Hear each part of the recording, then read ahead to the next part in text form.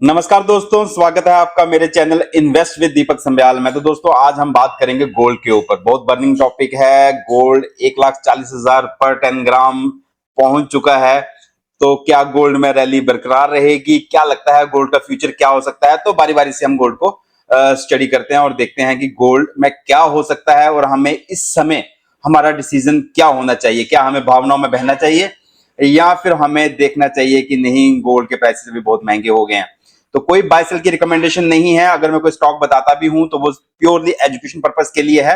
आप अपनी रिसर्च कीजिए, अपने फाइनेंशियल एडवाइजर को पूछिए और तभी कोई डिसीजन लीजिए।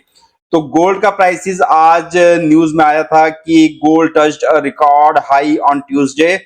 कितना, $4,500 पर आउंस। तो गोल्ड प्राइस बढ़ गया है। तो इसमें क्या बता रहे हैं कि क्यों बढ़ा है?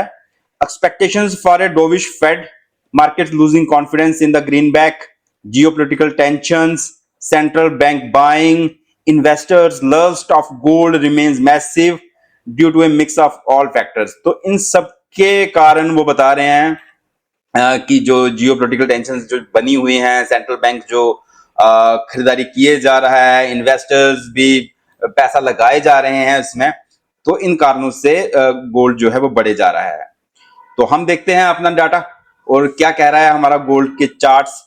तो दोस्तों ये जो मैंने निकाला हुआ है ये निफ्टी का निपॉन का चार्ट पैटर्न है गोल्ड ईटीएफ का। तो आप देखोगे इसका डाटा हमारे पास अवेलेबल है 2007 से।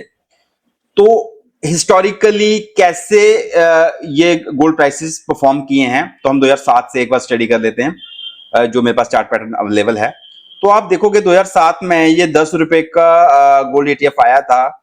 वहां से ये 2012 तक 5 साल में इसने 220% के रिटर्न दे दिए थे। उसके बाद ये चला गया कंसोलिडेशन में। तो 2012 से लेके 2019 तक इसने कोई रिटर्न नहीं दिया, मतलब 7 साल के लिए ये टाइम करेक्शन में चला गया। तो इससे हमने ये सीखा कि जब मैसिव रिटर्न्स गोल्ड में आते हैं तो उसके बाद टाइम करेक्शन के चांसेस हो जाते हैं। उसके बाद 2019 में जब इसने अपना ये वाला हाई तोड़ा तो इसने 2019 से लेके 2020 एक साल में ही इसने फिर से 67% के रिटर्न दे दिए। लेकिन उसके बाद फिर ये 2020 से लेके 2023 तक फिर कंसोलिडेशन में चला गया, मतलब इस बार वो 3 साल के लिए कंसोलिडेशन में गया।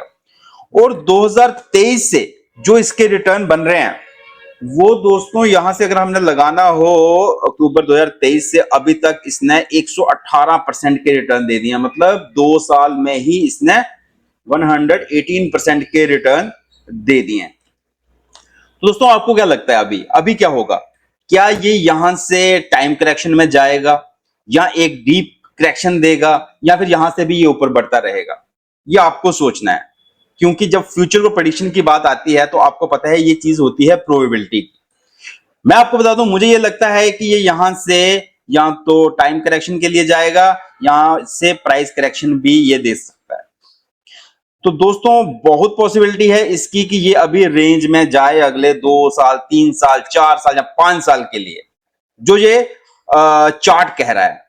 तो एक बार देख लेते हैं कि पहले भी कभी ऐसा हुआ है कि बहुत ज्यादा रिटर्न आए हों उसके बाद ये टाइम करेक्शन में चला गया हो। तो इसका डाटा रीड करते हैं हम बहुत पहले से। तो अब ये 64 से मेरे पास पर 10 ग्राम का चार्ट है कि कितने रुपए का पर 10 ग्राम गोल्ड समय आता था। तो इसमें मुझे ये जो सबसे, चलो हम रिसेंट डाटा देखते हैं।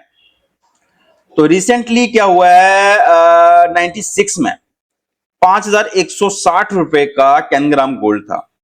97 में कम हुआ, 98 में और कम हो गया, 99 में भी वहीं रहा। तो ये फिर से ये लेवल आने में ये 2003 में फिर ये फिर से लेवल आए, 96 से लेके 2003 में, मतलब 7 साल के लिए ये प्राइस करेक्शन में चला गया था, मतलब टाइम करेक्शन में चला गया था। बीच में प्राइस करेक्शन भी हुई है, तो मतलब 7 साल तक आपको कोई रिटर्न नहीं मिले। उसके बाद अगर आप देखो तो 2012 में 31,000 रुपए का पर 10 ग्राम गोल्ड था। 13, 14, 15 ये फिर 31,000 आने में इसको 2018 लग गया। तो कहने का मतलब है फिर से 6 साल के लिए, 12 से 18 तक 6 साल के लिए ये टाइम करेक्शन में गया। तो इससे हमें ये सीख मिलती है दोस्तों कि गोल्ड बहुत बार टाइम करेक्शन में चला जाता है, उसमें price plus time correction mix भी हो जाती है, जब भी गोल्ड ने पहले 1-2 साल या 3 साल या 4 साल ज्यादा रिटर्न दे दिए हैं।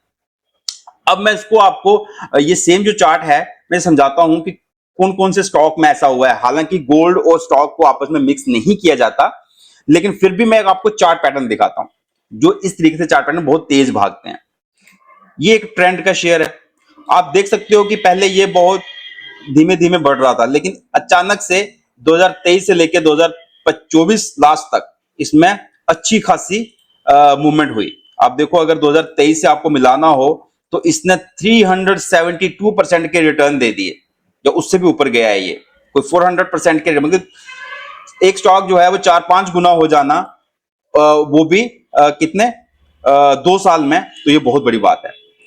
उसके बाद आप देखो कि ये ऊपर टिका नहीं है, वहां से ये प्राइस करेक्शन में आ गया है। अब ये कब वो लेवल दिखाएगा हमें भी नहीं पता, 2 साल 3 साल 4 साल लग सकते हैं।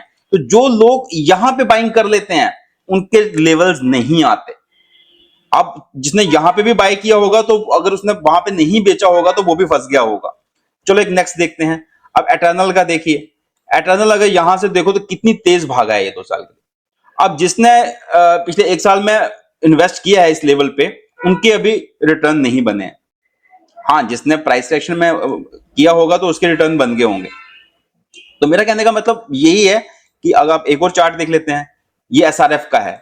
यहां बिल्कुल धीमे चल रहा था, यहां से उसने बहुत 2020 से लेके 2022 तक उसने बड़े अच्छे रिटर्न दे दिए, और फिर चला गया ये अपने टाइम करेक्शन में। तो अभी कोई खास रिटर्न नहीं बन रहे हैं। अब यहां से अगर आप देखो 2022 से अभी 2026 आने वाला है, तो कोई खास रिटर्न नहीं बने हैं दोस्तों। एक होता है चार्ट पैटर्न जो कंटिन्यूस मूव हो रहा होता है, और सही मूवमेंट में, सही मूवमेंट में मतलब अगर कोई 12%, 15%, 18% से मूव हो रहा है और इतनी ही उसकी ग्रोथ हो रही है, तब समझ आता है। अब ये ब्रिटानिया का चार्ट है, इसमें आप बोल सकते हो कि हाँ यार, ये बिल्कुल 45 डिग्री एंगल के ऊपर सही दिशा में मूव हो रहा है। तो इसमें ऐसी कोई भी मूवमेंट नहीं हुई है कि ये बहुत तेज आगे भाग गया हो और वहां पे इसको हमें बेचना चाहिए, या प्राइस करेक्शन या टाइम करेक्शन का मूड आ गया हो इसका। लेकिन अगर आप अपने गोल्ड का चार्ट देखोगे तो दोस्तों, जब ये इस प्राइस सेक्शन से मूव हुआ है तो इसने बहुत ज्यादा रिटर्न दे दिए हैं। इतने रिटर्न बचा पाना इजी नहीं होगा। तो अगर हम ये समझते हैं कि ये जो प्राइसेस है ये बिल्कुल अब मैं क्या बोलूं इसको, कि अगर आप ये सोचते हो कि ये प्राइस ऐसे ही मूव होते रहेंगे, तो हम कहीं ना कहीं गलती कर रहे हैं।